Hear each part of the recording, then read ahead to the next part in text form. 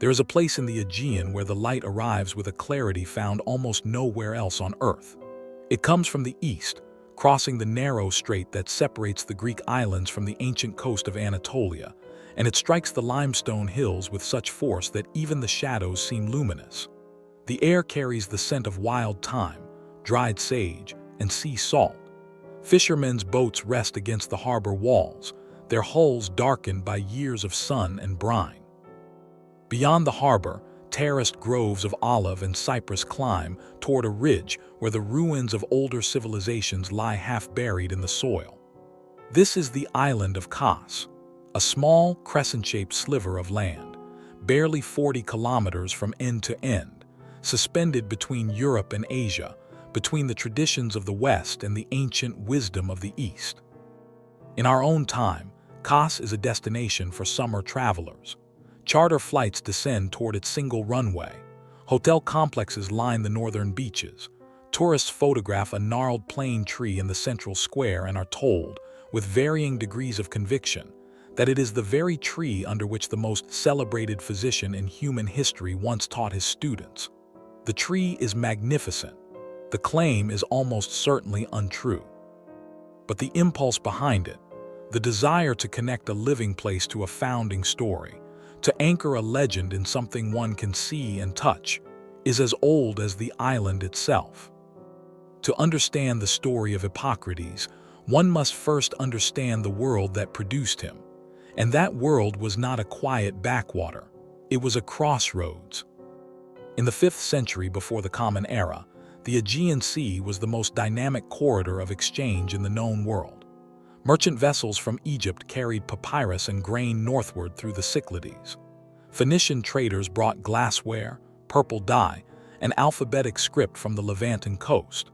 Persian imperial roads stretched westward to the shores of Ionia, where Greek-speaking cities flourished under an uneasy accommodation with the great king. And through all of this, woven into the cargo holds and harbor conversations and diplomatic missions, moved something less tangible than goods or gold: ideas. The century that produced Hippocrates was, by any measure, one of the most extraordinary periods of intellectual ferment in human history. In Athens, Pericles was transforming a city-state into an imperial capital, commissioning the Parthenon and presiding over an assembly that debated war and justice in the open air. Sophocles was staging tragedies that interrogated the relationship between human will and divine fate. Herodotus was inventing the discipline of history by traveling across the known world and recording what he found: customs, climates, beliefs, and battles, with a curiosity that refused to accept received wisdom without investigation.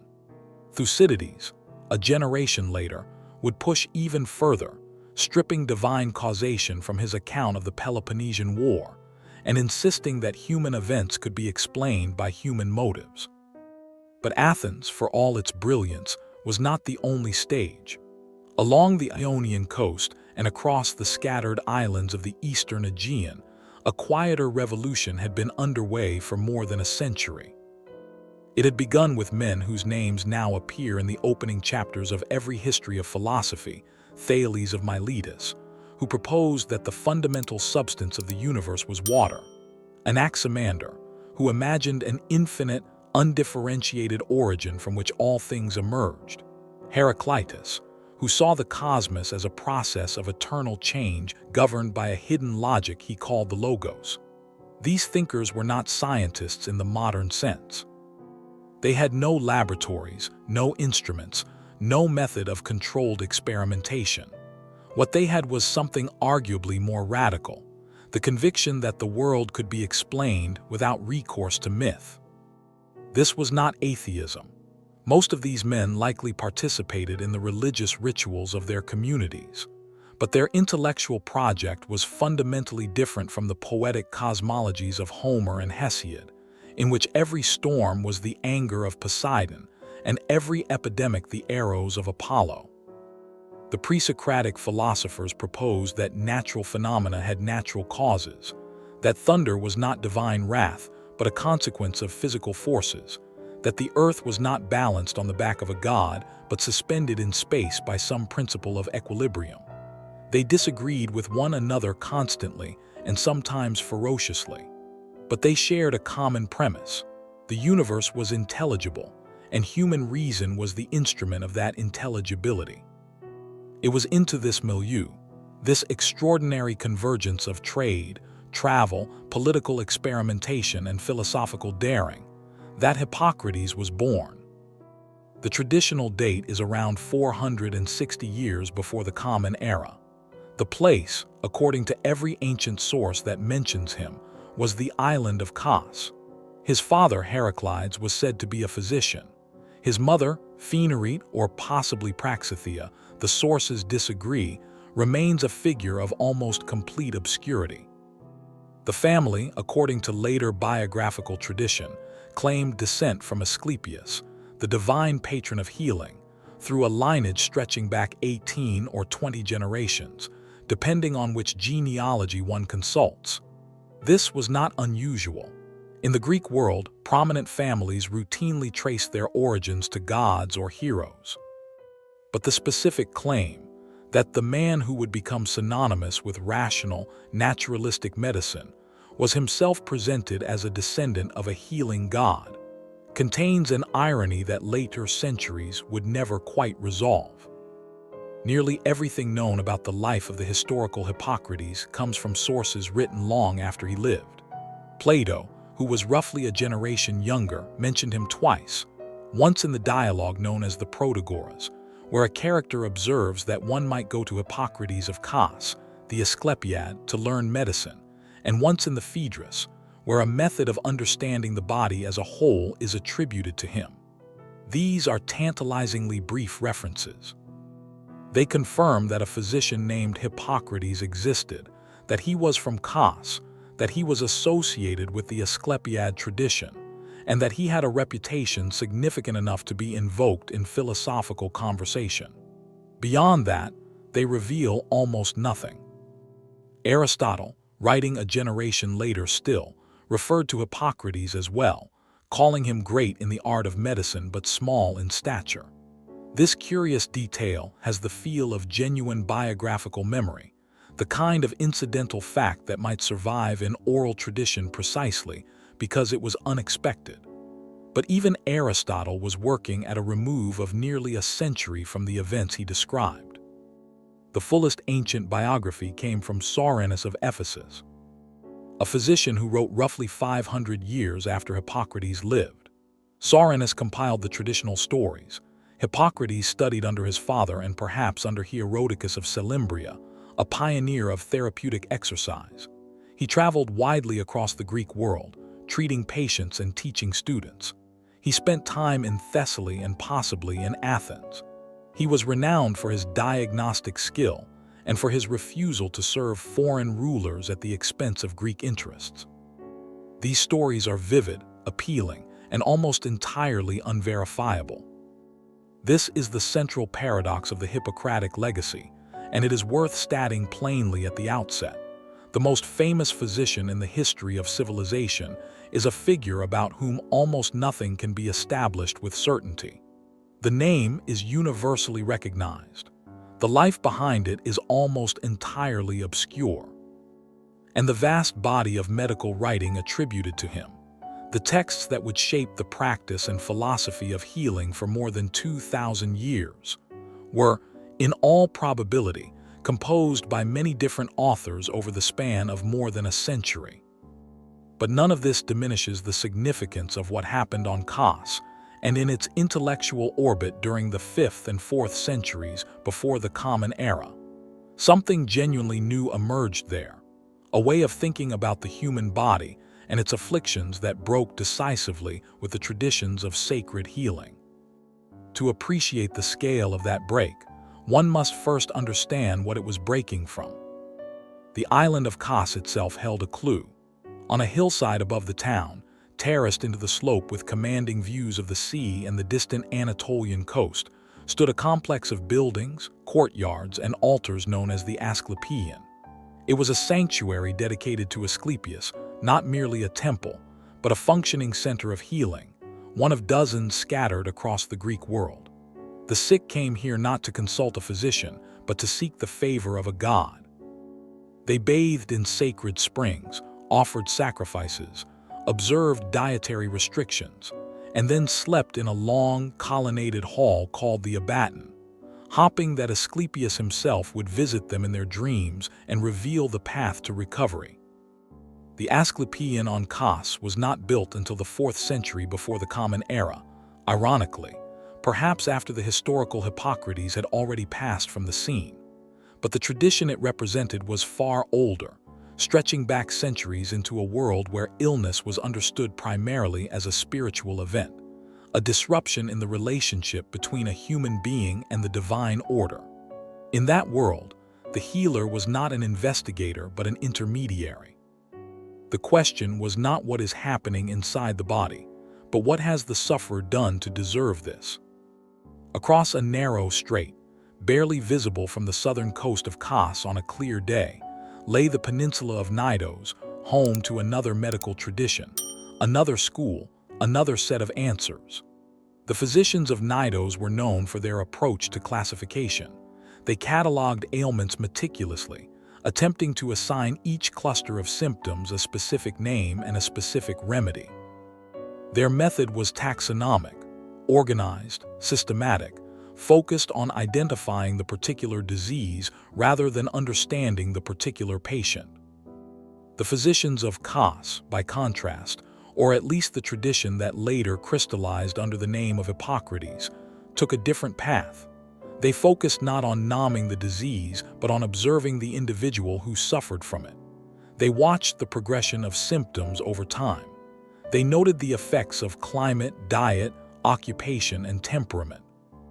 They paid attention to what they called the prognosis, the art of predicting how an illness would unfold, which moments would be critical, and whether the patient's own nature had the strength to prevail.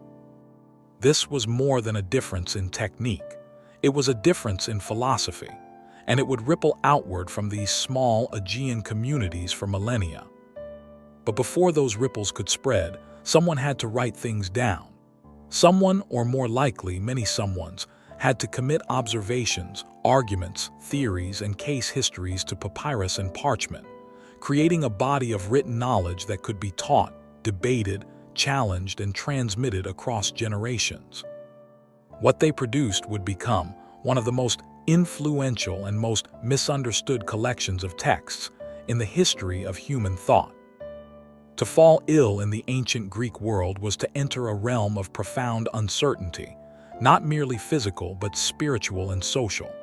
A fever that would not break, a cough that persisted through the changing seasons, a sudden weakness in the limbs that left a once vigorous man unable to stand. These were not simply misfortunes. They were messages. The question that pressed upon the sufferer, upon the family, upon the community, was not what has gone wrong inside the body, but what has gone wrong between this person and the gods. This was not a marginal belief held by the uneducated. It was the prevailing framework of understanding, woven into the fabric of Greek culture at every level. Homer's Iliad opens with a devastating pestilence sent by Apollo upon the Greek camp at Troy, a punishment for the dishonor done to his priest. The message is unambiguous. Illness is divine retribution, and the remedy is not medicine but appeasement. In the Odyssey, afflictions of the mind are attributed to the direct intervention of deities who cloud human judgment for their own purposes. The boundary between the natural and the supernatural was not merely blurred. For most people, it did not exist. Within this worldview, the most coherent response to illness was not the physician's consultation but the temple visit. And the most important temples were those dedicated to Asclepius. Asclepius occupied a unique position in the Greek religious imagination. He was not one of the great Olympians, not a ruler of seas or skis. He was something more intimate, a healer. In myth, he was the son of Apollo and a mortal woman, raised by the centaur Chiron, who taught him the arts of herbs and therapeutic care. He became so skilled that he could restore the lost to the living, a transgression so profound that Zeus struck him down, lest the boundary between mortal and immortal dissolve entirely. Even in myth, the power to heal carried a dangerous edge. By the 5th century before the Common Era, sanctuaries of Asclepius had spread across the Greek-speaking world. The most famous was at Epidaurus, but important centers existed at Pergamon, Athens, Corinth, and eventually on Kos itself. These were not crude shrines. They were complex institutions, part temple, part hostel, part therapeutic retreat, set in carefully chosen locations near springs or on elevated ground, places where the natural beauty of the landscape itself seemed to promise renewal. The process of seeking healing followed a recognizable pattern. Upon arrival, the supplicant underwent ritual purification, bathing, fasting, abstaining from certain activities. Sacrifices were offered, prayers were made, and then came the central act, the incubation. The supplicant would enter the abaton, a long, covered hall restricted to those who had completed the preparations, and lie down to sleep. The expectation was that Asclepius himself would appear in the sleeper's dream, touching the afflicted part of the body or whispering instructions for recovery. Upon waking, the supplicant would recount the dream, and the temple priests would decode its meaning, prescribing a course of action based on the divine message they discerned. The entire process was wrapped in an atmosphere of reverence and communal reinforcement. The walls of the sanctuary were lined with votive offerings left by those who had come before and found relief, carved from stone or molded in terracotta, taking the form of the body part that had been afflicted: a leg, an arm, an eye, a torso. Hundreds of these objects have been recovered from sanctuaries across the Greek world. Each one represents an individual's suffering and gratitude, reduced to the silent testimony of a sculpted limb. Did temple medicine work? The honest answer is that, in certain cases, it almost certainly did, though not for the reasons its practitioners believed. Rest, fasting, removal from daily stress, psychological reassurance, the natural course of many illnesses resolving on their own, these would have produced genuine improvement in a meaningful number of cases. The sanctuary experience was therapeutic not because Asclepius intervened, but because the conditions surrounding it could promote recovery in ways neither priests nor patients understood. But the system had a fundamental limitation. It could not learn from failure. When a supplicant recovered, the explanation was clear. The god had been gracious. The votive was carved, the inscription mounted, the sanctuary's reputation grew. But when recovery did not come, when the condition progressed beyond the reach of rest and hope, the explanation pointed away from the method itself. The sufferer had been unworthy. The rituals had been improperly performed. The dream had been misinterpreted. The fault lay always with the individual, never with the system. Temple medicine existed in a closed loop of self-confirmation, with no mechanism for questioning its underlying premise, no way to accumulate observations about which approaches succeeded and which did not.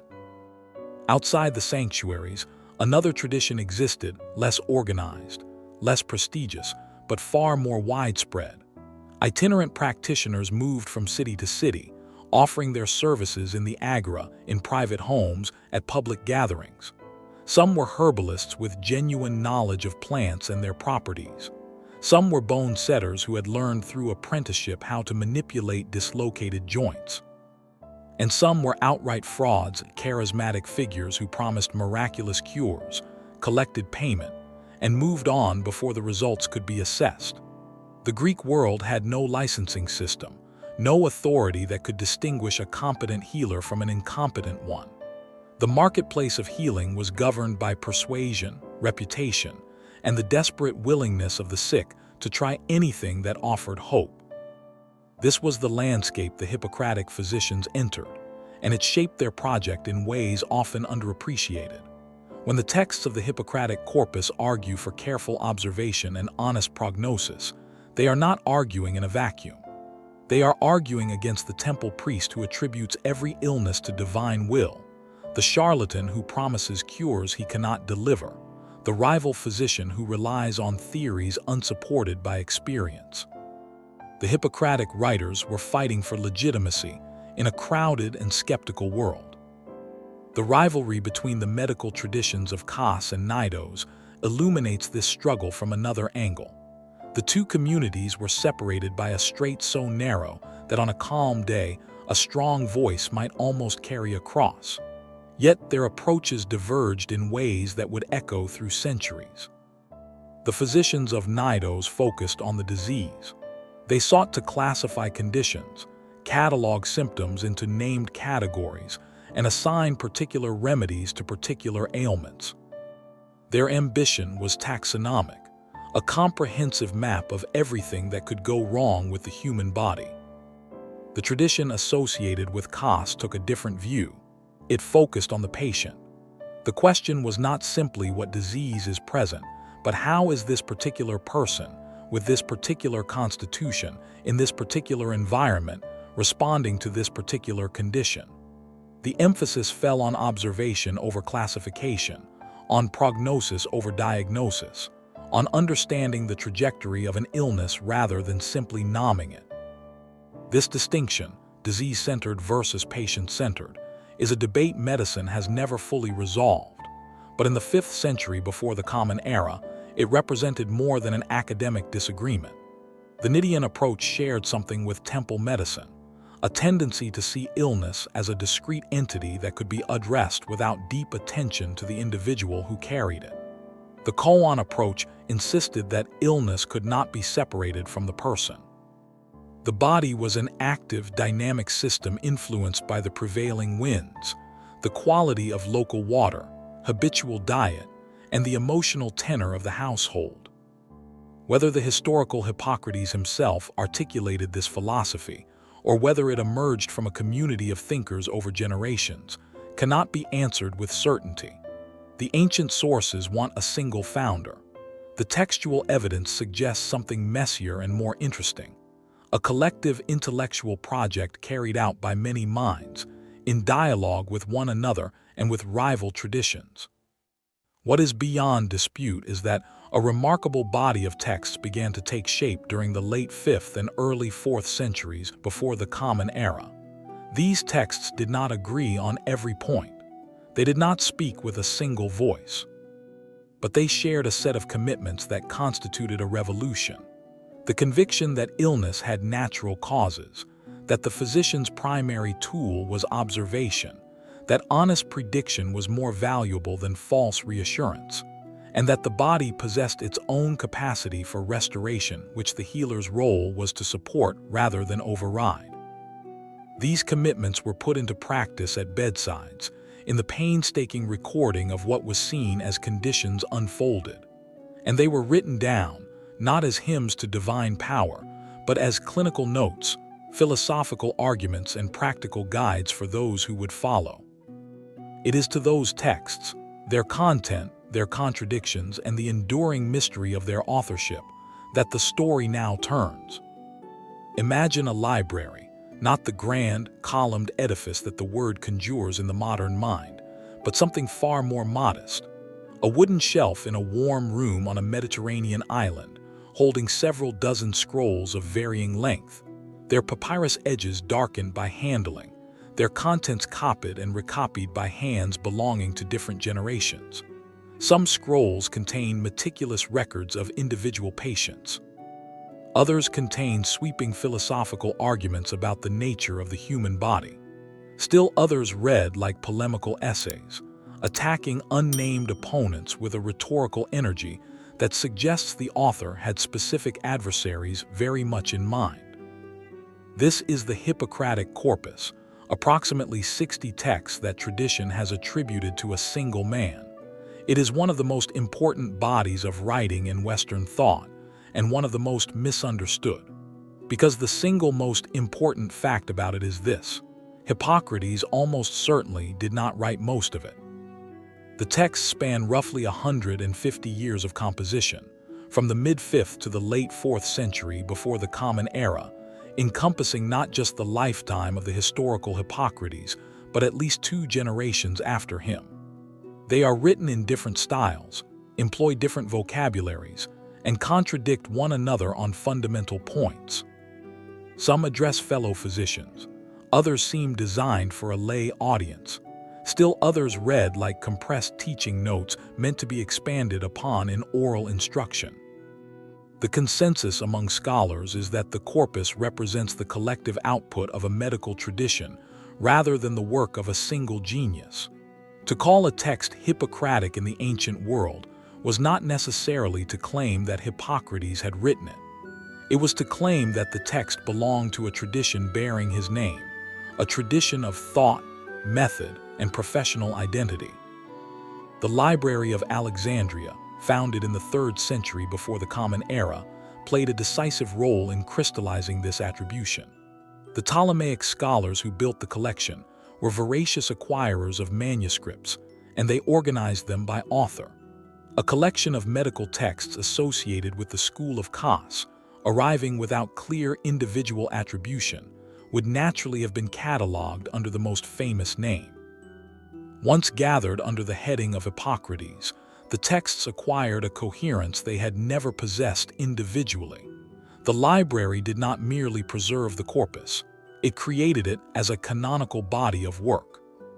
Among the 60-odd texts, several stand out for the windows they open onto a world in which rational medicine was being forged. The treatise known as On the Sacred Disease is perhaps the most dramatic. Its subject is epilepsy, called the sacred disease because its sudden seizures were widely interpreted as divine possession. The author rejects that interpretation with a forcefulness that still resonates. The disease, the author argues, is no more sacred than any other. It has a natural cause, probably located in the brain.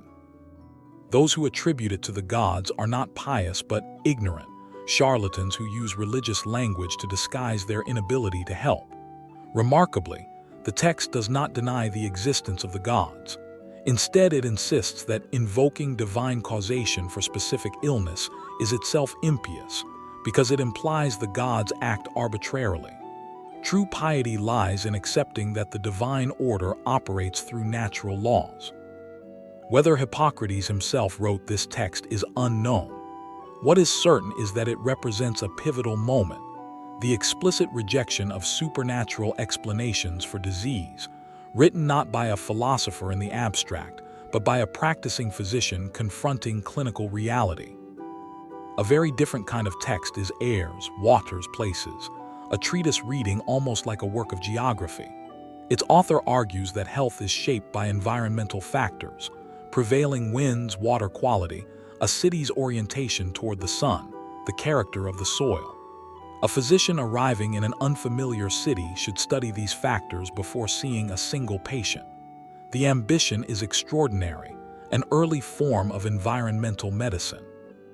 The text also contains passages extending the argument to explain differences in temperament among peoples, a reminder that Hippocratic texts were products of their time, shaped by the assumptions of the culture that produced them.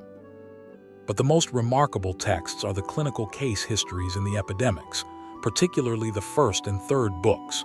These are records of observation, detailed accounts of individual patients tracked day by day.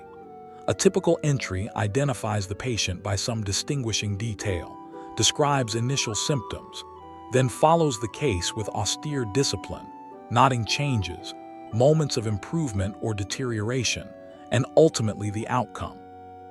Many patients described in the epidemics did not survive.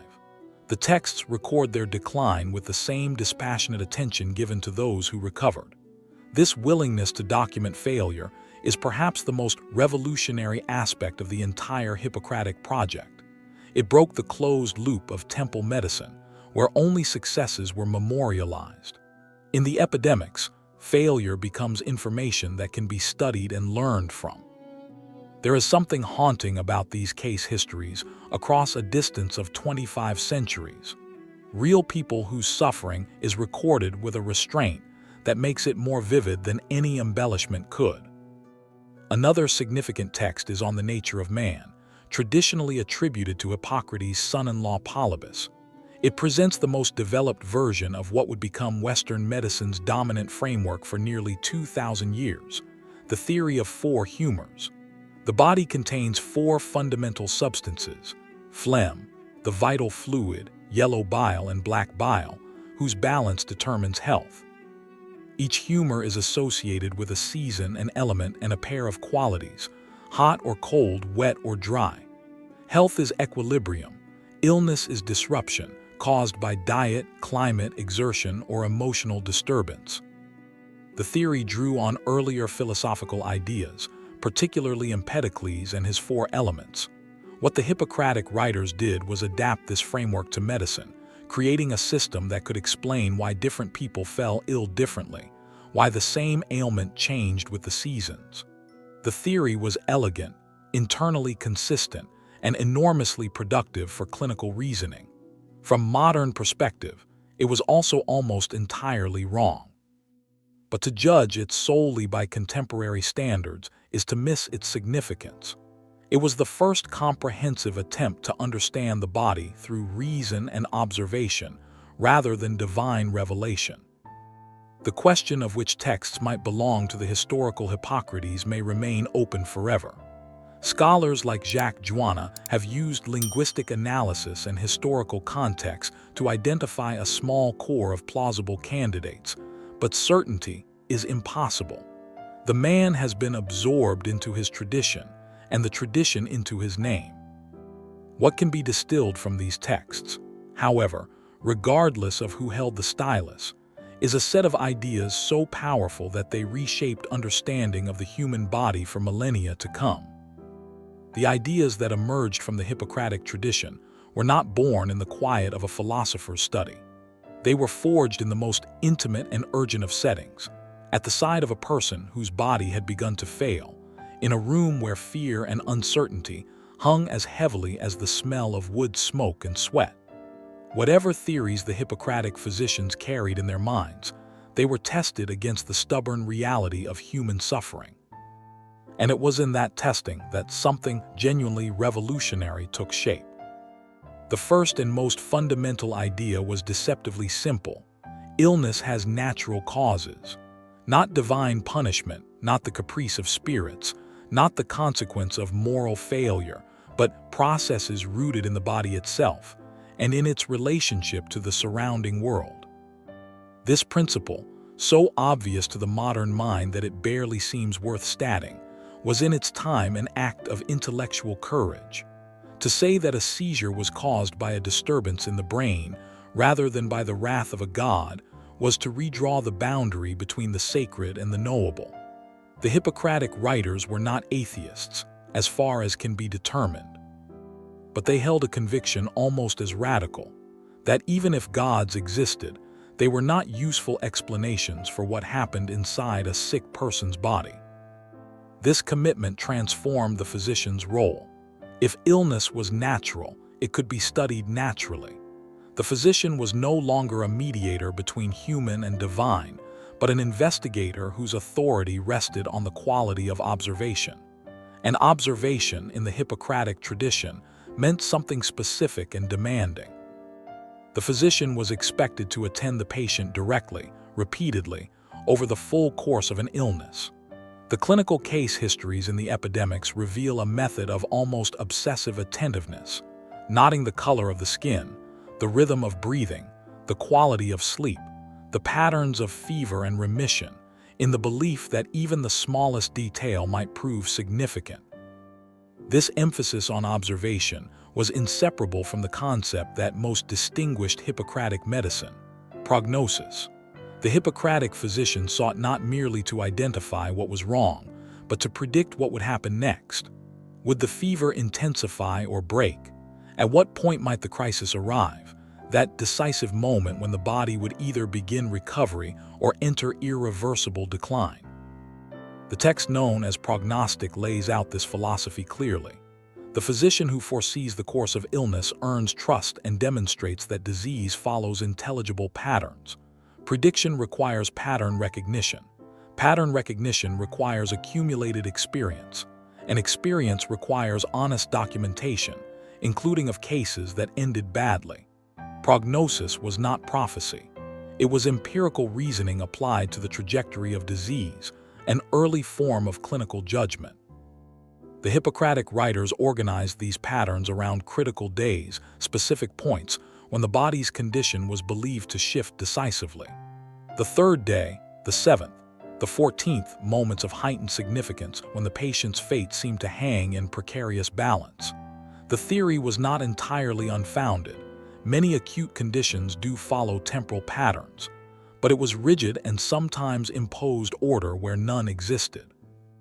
A reminder that the Hippocratic revolution remained bound by the limitations of its era. Alongside observation and prognosis, the tradition developed a principle that has echoed through every subsequent century of medical thought, though its original formulation is frequently misquoted. The famous injunction to do no harm does not appear in the Hippocratic Oath. The closest expression is found in the Epidemics, where the author advises making a habit of two things: to help, or at least not to cause additional suffering. In context, this was practical wisdom born of a specific environment. The Hippocratic physician operated in a marketplace crowded with rivals who offered aggressive interventions that could leave patients worse off. The emphasis on restraint was partly competitive strategy. The physician who allowed the body to follow its natural course might achieve better outcomes than one who intervened recklessly. But it was also genuine humility. The case histories make painfully clear that many conditions could not be cured. In the face of that helplessness, the least a physician could do was avoid compounding the harm. This humility was rooted in the concept of physis nature. The body possessed an innate capacity for self-restoration. Illness was a disruption of natural equilibrium that the body itself would attempt to correct. The physician's role was to support this process through dietary adjustments, rest, changes of environment, and carefully timed interventions. Medicine understood itself as the servant of nature rather than its master. The humoral theory provided the framework within which these principles operated. If health was a balance of four humors, the physician's task was to identify which had become excessive or deficient. An excess of phlegm might be addressed by warming measures. An excess of yellow bile might call for cooling. The system was symmetrical, logical, and intellectually satisfying. It was also at the deepest level wrong. The four humors do not exist as imagined. Treatments derived from humoral theory, purging, restrictive diets, inducing various expulsions, were frequently ineffective. But this should not obscure what the theory achieved in its time.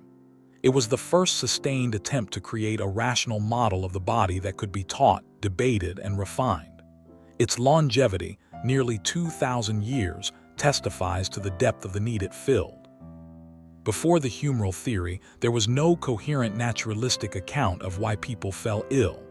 After it, there was a system, however flawed, that made illness intelligible. The Hippocratic revolution was not a single breakthrough but a constellation of commitments: natural causation, direct observation, systematic recording, predictive reasoning, therapeutic restraint, and respect for the body's restorative capacity. None was perfect.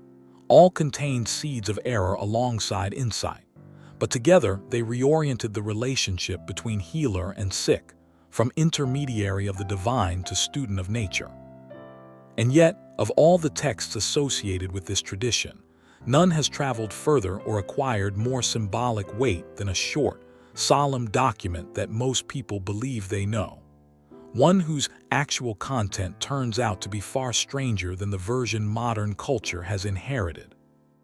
It is the most famous text in the history of medicine, more recognizable than any clinical treatise, more widely invoked than any theoretical work. Medical students around the world associate it with the moment they cross the threshold into professional life. Politicians and ethicists reference it in debates about the boundaries of medical practice. Its very name has become shorthand for the moral obligations of physicians everywhere. And yet, if one sets aside the centuries of reverence and actually reads the Hippocratic Oath in its original form, what emerges is a document that bears remarkably little resemblance to the ethical charter that modern culture imagines it to be. The text is short, barely a few hundred words in the original Greek. Its date of composition is uncertain. Most scholars now place it in the 4th century before the Common Era, which means it may have been written after the historical Hippocrates had already passed from this world. Its authorship is unknown, and its relationship to mainstream Greek medical practice is, at best, ambiguous. Far from representing a universal code of conduct for ancient physicians, the oath appears to reflect the values of a specific, perhaps even marginal, community within the broader medical landscape. The document opens with an invocation. The physician swears by Apollo, by Asclepius, by Hygeia and Panacea, and by all the gods and goddesses. This is not a vague gesture toward the spiritual. It is a formal religious oath, binding the swearer to specific divine witnesses. The man who pledged himself through these words was placing his professional conduct under sacred sanction, a striking beginning for a text so often celebrated as the foundation of secular medical ethics. What follows the invocation is not, as many assume, a list of ethical principles. It is a contract. The physician pledges to regard his teacher as equal to his own parents, to share his livelihood with that teacher if necessary, to consider the teacher's children as his own brothers, and to instruct them in the art without fee if they wish to learn. This is the language of a guild, a closed professional community bound by obligations of kinship, loyalty, and economic reciprocity. The physician is not swearing to serve humanity. He is swearing to honor the bonds of his professional family. Only after this covenant with the teacher does the text turn to the treatment of patients, and here the surprises multiply. The most startling provision, from a modern perspective, is the prohibition on using the knife. The physician swears to refrain from cutting, even in the case of stone, a reference to the agonizing condition of bladder or kidney stones, one of the most common surgical complaints of the ancient world. Instead, the physician pledges to withdraw in favor of those who are engaged in this work. This clause reveals a division of labor that has no equivalent in modern medicine. The author of the oath envisioned a strict separation between the physician, a figure of learning, observation, and counsel, and the surgeon, who worked with hands and instruments. Surgery in this worldview was not merely a different specialty. It was a different occupation entirely, one that the oath-taking physician explicitly renounced. This prohibition illuminates something important about the social context in which the oath was produced. In the Greek world, manual labor carried a lower social status than intellectual work. The physician who observed, reasoned, and prescribed occupied a higher position than the craftsman who cut, cauterized, and set bones. The oath's prohibition on surgery is not a medical judgment. It is a social one, drawing a line between the gentleman physician and the artisan surgeon. Equally striking are the provisions concerning matters of life and its boundaries. The physician swears not to provide any substance that would bring a patient's existence to a premature end, even if asked. The text also contains a prohibition against providing the means to terminate a pregnancy. These two clauses have generated more debate than any other portion of the oath, because they are difficult to reconcile with what is known about broader Greek attitudes. The ancient Greek world did not, as a general matter, prohibit either practice. Termination of pregnancy was widely accepted, and in some philosophical traditions, actively recommended as a matter of household management. The deliberate hastening of the end for those suffering beyond hope of recovery was discussed by philosophers with a frankness that would startle modern sensibilities. Plato, in the Republic, suggested that those with incurable conditions should not be kept lingering through prolonged treatment. The Stoics regarded the choice of one's own departure from life as a legitimate exercise of rational autonomy. Against this background, the oath's prohibitions stand out as unusual, perhaps even countercultural. This is one of the strongest arguments for the hypothesis, advanced by the scholar Ludwig Edelstein in the mid-20th century, that the oath originated not from mainstream Hippocratic medicine, but from a Pythagorean context. The Pythagoreans, followers of the philosopher and mathematician Pythagoras, held distinctive views about the sanctity of life in all its forms, the transmigration of souls, and the impermissibility of taking life under any circumstances. If the oath was composed within or influenced by a Pythagorean community, its prohibitions begin to make sense, not as reflections of general Greek medical ethics, but as expressions of a specific philosophical and religious worldview. This hypothesis remains debated. Not all scholars accept it, but the broader point it raises is difficult to dismiss. The Hippocratic Oath does not represent the consensus of ancient Greek medicine.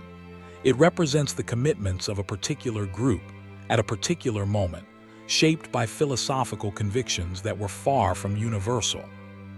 The remaining provisions of the oath address matters that feel more familiar to modern sensibilities, though even here the details repay close attention. The physician pledges to enter houses solely for the benefit of the patient and to refrain from all intentional wrongdoing and from sexual relations with anyone in the household, whether free or enslaved. This clause establishes a boundary of professional conduct that acknowledges the vulnerability inherent in the medical encounter. The physician enters a private space, sees the patient in a state of exposure and dependence, and must not exploit that access. The confidentiality provision is perhaps the one element of the oath that has passed into modern medical ethics with the least transformation. The physician pledges that whatever is seen or heard in the course of treatment, and indeed whatever is learned outside of treatment in the ordinary course of life, will not be spoken abroad. On the understanding that such matters are not to be disclosed, the language is broad, the principle clear. The physician is a keeper of secrets. The oath closes with a brief statement of consequences. If the physician keeps these commitments, may he enjoy reputation and honor among all people for all time. If he transgresses, may the opposite be his lot. This is not a legal penalty. It is a reputational one, a reminder that in the ancient world, where no licensing body or regulatory authority existed, a physician's standing depended entirely on his perceived character and the trust of his community. What is most remarkable about the Hippocratic Oath, considered as a whole, is how little it says about what modern audiences expect it to say. It contains no instruction to treat all patients equally. It says nothing about advancing medical knowledge. It does not mention compassion, empathy, or the relief of suffering as primary obligations.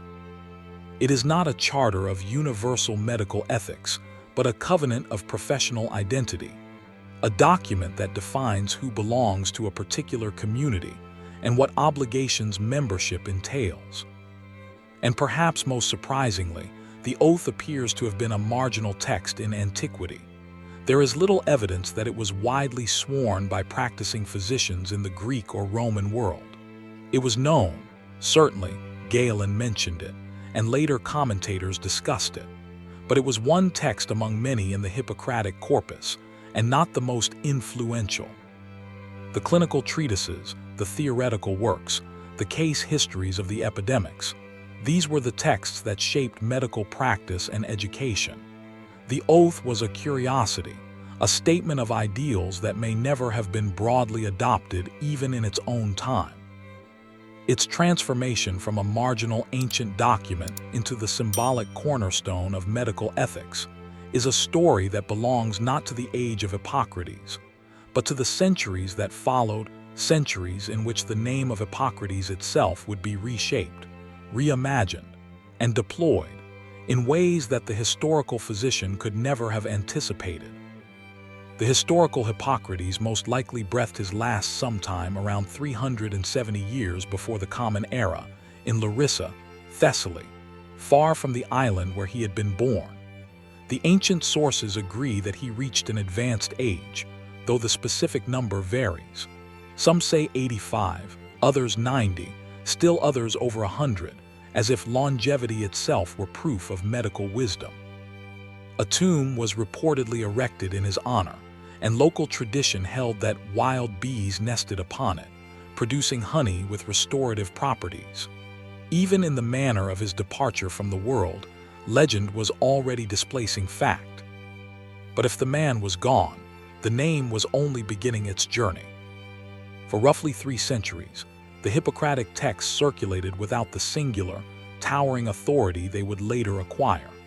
The physicians of Alexandria pursued anatomical investigations far beyond anything the Hippocratic writers had attempted. Herophilus and Erasistratus conducted systematic dissections of human remains and made discoveries about the nervous system and the brain that represented genuine advances. The corpus was valued, but it was not yet scripture. The man who transformed Hippocrates from respected ancestor into unassailable authority was born more than 5 centuries later in Pergamon. His name was Galen.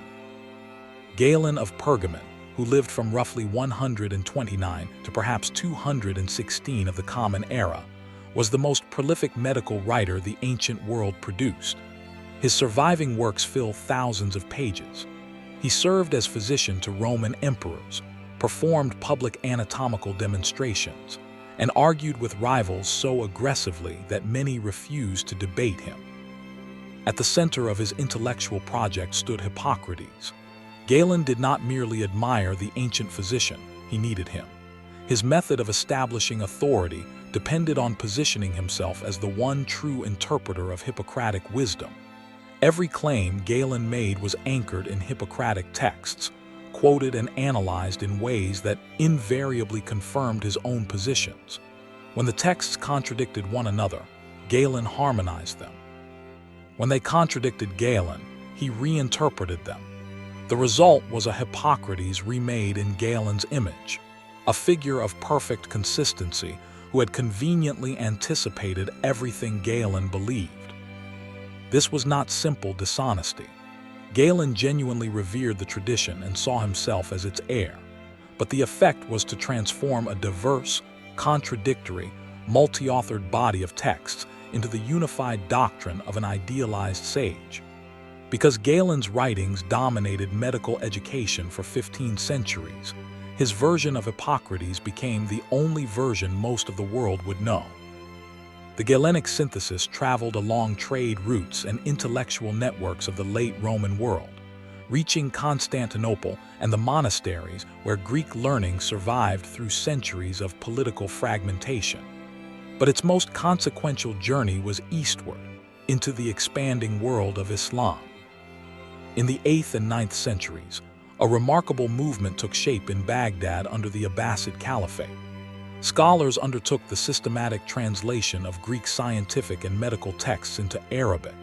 Within roughly 2 centuries, virtually the entire surviving corpus of Greek medical writing was rendered into a new language, not merely translated but analyzed, commented upon, and integrated into an expanding intellectual tradition.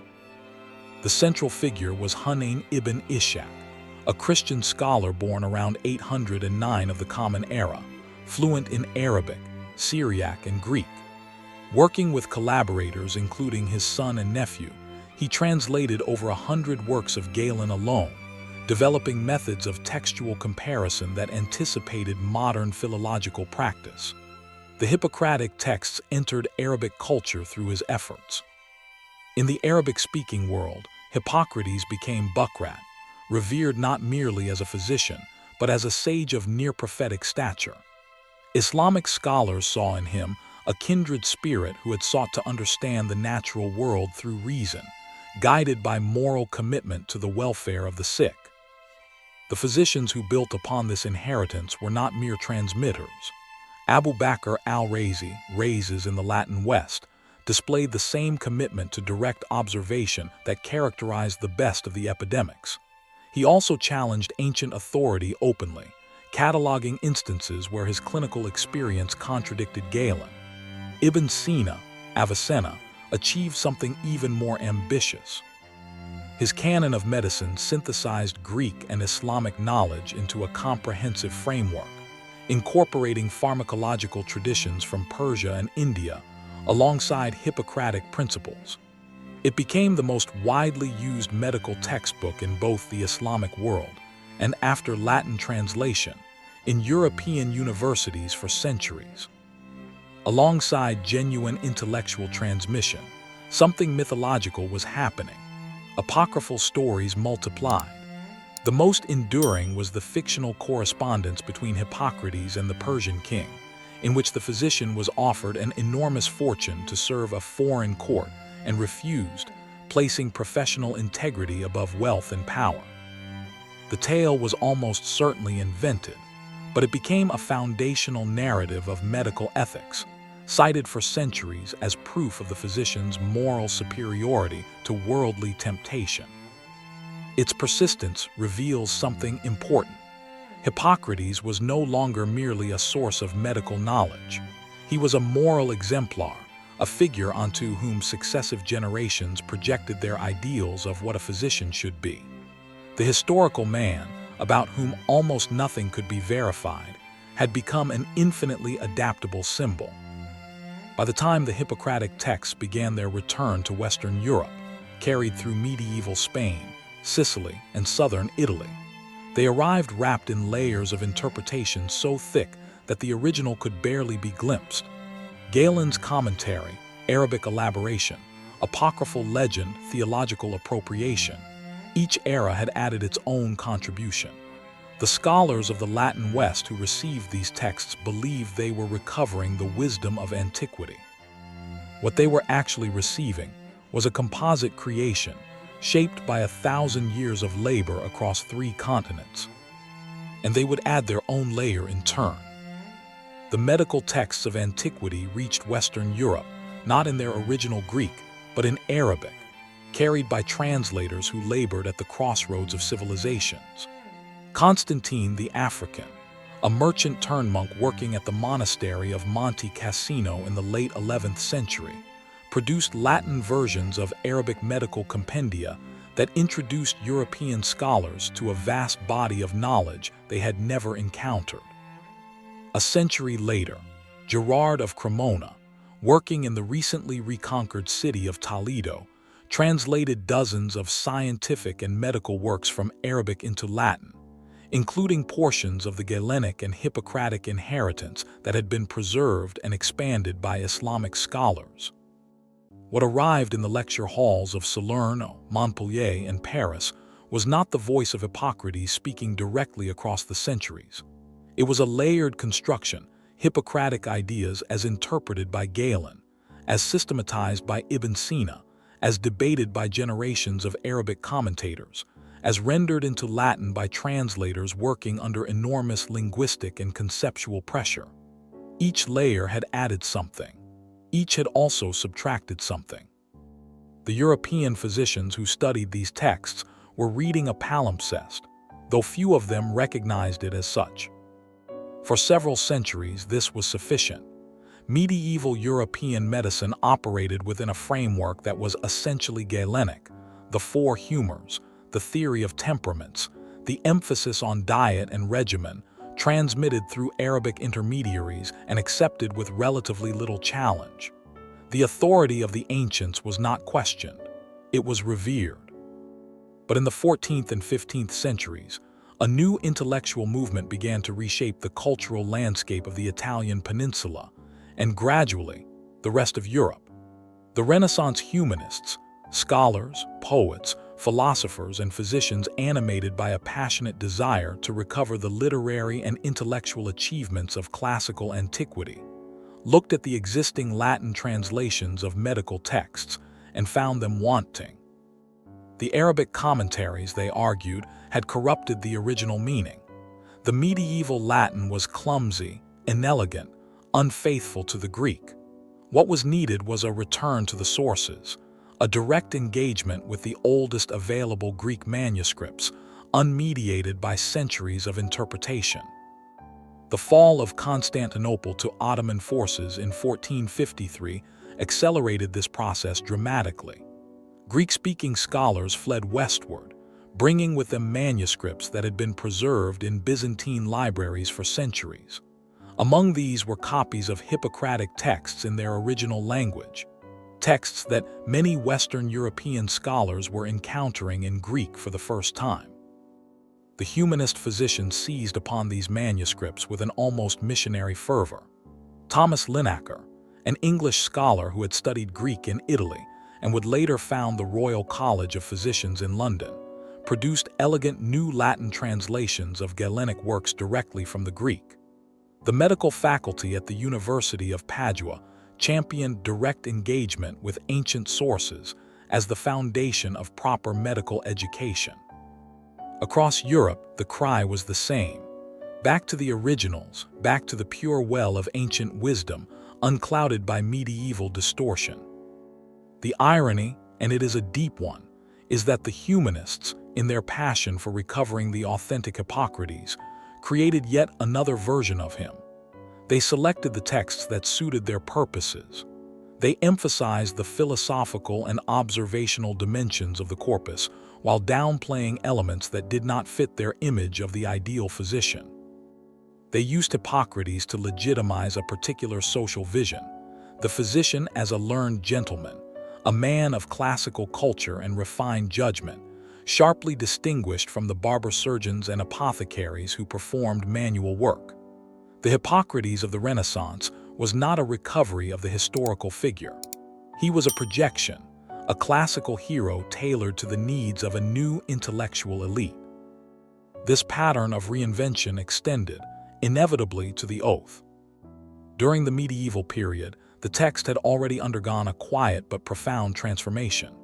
The invocations of Apollo, Asclepius, Hygeia, and Panacea, the pagan gods who had witnessed the original pledge, were replaced by Christian formulations.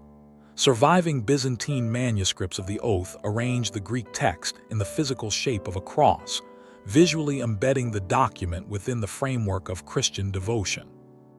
The content was subtly adjusted to align with Christian moral teaching, particularly the prohibitions on hastening the end of life and terminating pregnancy, which found natural resonance in church doctrine.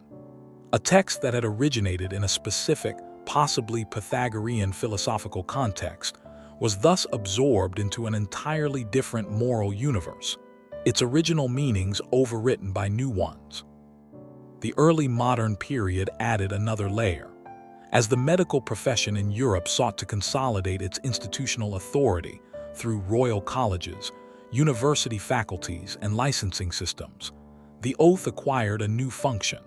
It became a ceremonial instrument, a marker of professional identity. To swear the oath was to declare oneself part of a tradition stretching back to the noblest origins of the healing art.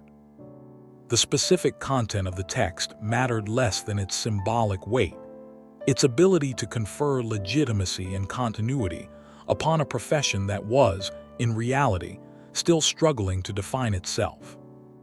By the 19th century, the tension between the oath's symbolic power and its actual content had become acute. Modern medicine was transforming rapidly.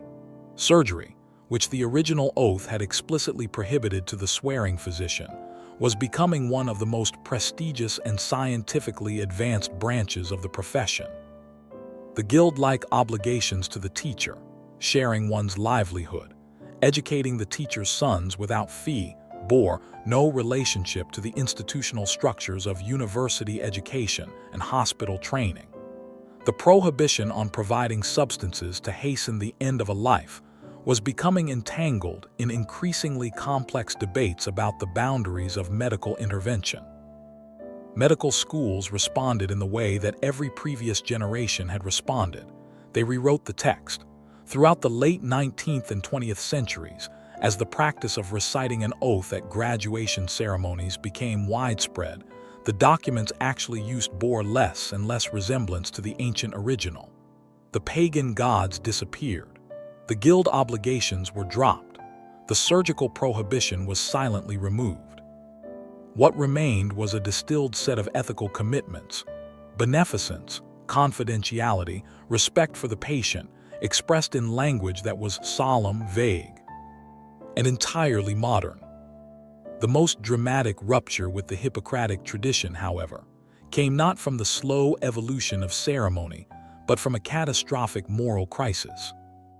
The revelations that followed the Second World War forced the global medical community to confront a devastating truth. Trained physicians, operating within established institutional frameworks, had participated in systematic atrocities, forced experimentation on captive populations, the implementation of racial hygiene programs, the deliberate infliction of suffering in the name of scientific inquiry. The ancient Hippocratic framework, centered on the individual relationship between one physician and one patient, had no conceptual vocabulary for addressing crimes committed by medical professionals acting under state authority. The tradition that had counseled restraint, observation, and respect for the body's natural processes offered no guidance for a world in which the machinery of modern science could be turned to purposes of systematic destruction. The response was the Declaration of Geneva, drafted by the newly formed World Medical Association in 1948 and substantially revised in 1964. This document represented something genuinely new, not a revision of the ancient oath, but an attempt to create a universal ethical framework adequate to the realities of modern medicine. It explicitly addressed issues the ancient text had never imagined: the obligation not to permit considerations of religion, nationality, race, or political affiliation to intervene between physician and patient, the commitment to maintain the utmost respect for human life, the promise not to use medical knowledge to violate human rights, even under threat. Many medical schools today use the Declaration of Geneva or similarly modernized texts in place of the Hippocratic Oath. Yet the ancient name persists. Graduates who have never read the original document, who would be startled by its prohibitions and baffled by its guild obligations, still speak of taking the Hippocratic Oath as if the phrase referred to a stable, timeless set of principles, rather than a specific, historically contingent text that has been rewritten beyond recognition. The name, it seems, has outlived the document, just as it outlived the man. And this raises a question that extends beyond medical history into the nature of cultural memory itself. If every generation reshapes Hippocrates to reflect its own values, if the texts are rewritten and the image reinvented and the historical figure buried beneath layers of legend, what exactly is being preserved? Is the Hippocratic tradition a continuous thread stretching back 25 centuries? Or is it a series of independent constructions, each one borrowing the authority of antiquity to legitimize the concerns of the present? The answer may lie not in the texts or the ceremonies, but in something less tangible, something that connects the physician watching at a bedside on Kos in the 5th century, before the Common Era, to the medical student standing in a white coat in the 21st century, separated by an ocean of time, but joined by a shared, imperfect, endlessly renewed commitment to understanding the fragile machinery of the human body and the obligations that come with the power to intervene in its workings. In the central square of Kos town, just steps from the old harbor, there stands a plane tree of enormous girth. Its trunk, hollow and scarred by centuries, is supported by metal scaffolding. A small plaque identifies this as the tree of Hippocrates, the very spot where the father of medicine once gathered his students and taught them the art of healing. The tree is almost certainly no more than 500 years old. Botanical analysis confirms what common sense suggests: no plane tree survives for 2.5 millennia. What stands today is not a relic but a successor, rooted in the same soil where something important is believed to have begun. And yet people come. Medical students photograph themselves beneath its branches. Physicians from distant countries pause in its shade and feel a connection to something larger than their own careers. The municipality maintains the tree with careful attention, understanding that its value lies not in its age but in what it represents. The tree is a perfect emblem of the Hippocratic legacy. The physical object is not what it claims to be, but the meaning people attach to it is real, and that meaning does genuine work in the world. What can be said with confidence about the historical Hippocrates? Remarkably little. He was born on Kos, probably around 460 years before the Common Era. He practiced medicine and taught students. He was sufficiently known in his own lifetime to be mentioned by Plato and Aristotle. He was associated with a tradition emphasizing natural causation and careful observation. He most likely breathed his last around 370 before the Common Era, far from the island of his birth. Beyond these sparse facts, nearly everything dissolves into uncertainty.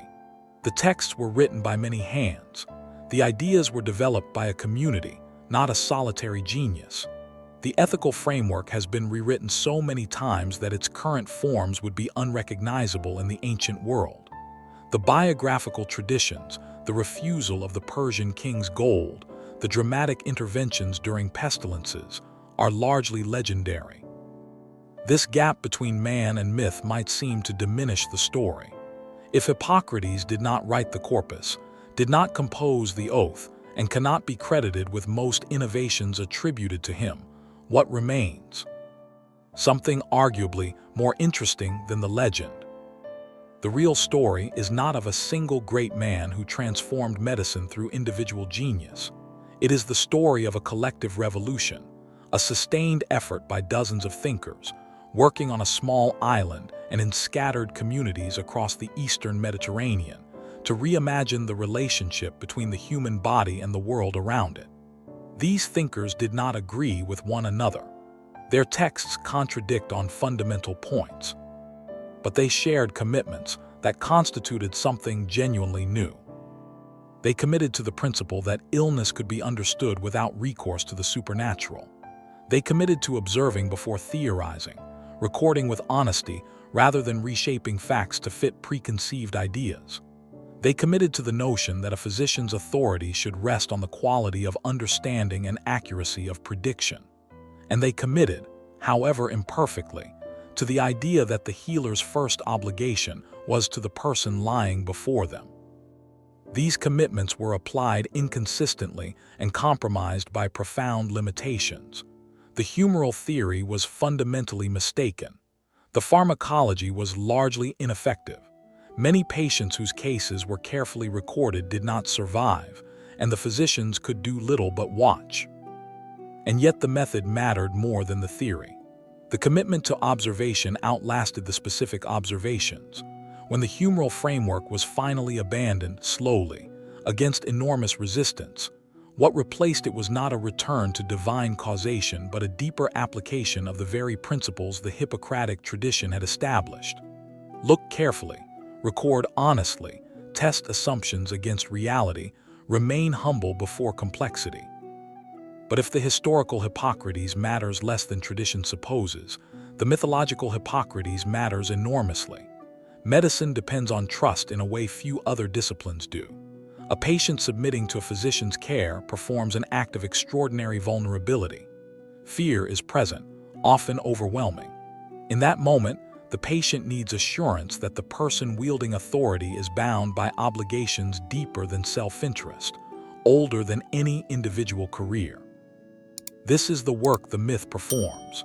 It provides a narrative of origin, a story that says medicine is not merely a profession but a vocation, not merely a science but a covenant. When a medical student recites an oath at graduation, the act connects the individual to a tradition claiming to stretch back to the beginnings of rational healing. The specific words matter less than the gesture.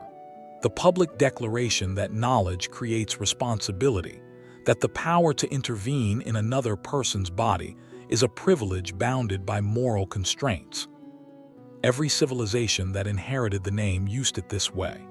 Galen needed an ancient authority and created an infallible sage. Islamic scholars needed a bridge between Greek wisdom and their own traditions and elevated Hippocrates to prophetic status. Renaissance humanists needed a classical hero and fashioned a philosopher-physician. The modern world needed a universal ethical framework and distilled the oath into principles the original author would barely recognize. Each construction was a response to a genuine need, the need for medicine to ground its authority in something beyond technical competence. The honest conclusion resists simple judgment. The myth is not the truth. The historical man was not the infallible sage of Galen's imagination, not the saintly Hippocrates, not the dignified patriarch whose portrait hangs in modern medical schools.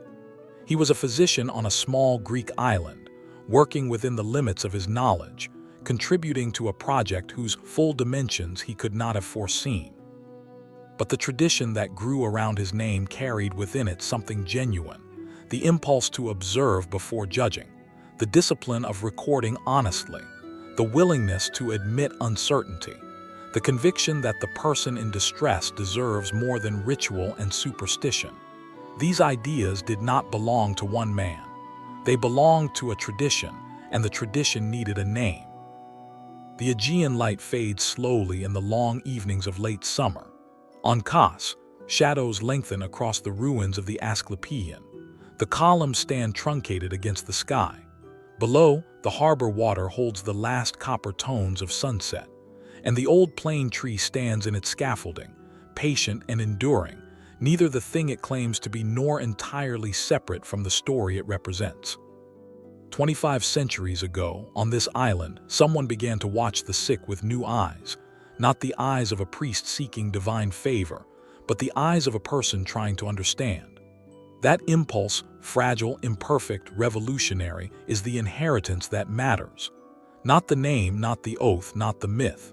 The act of looking closely, recording truthfully, and accepting that understanding is always incomplete. It began here, or we have chosen to believe it began here. In the history of ideas, the choosing may be as important as the beginning.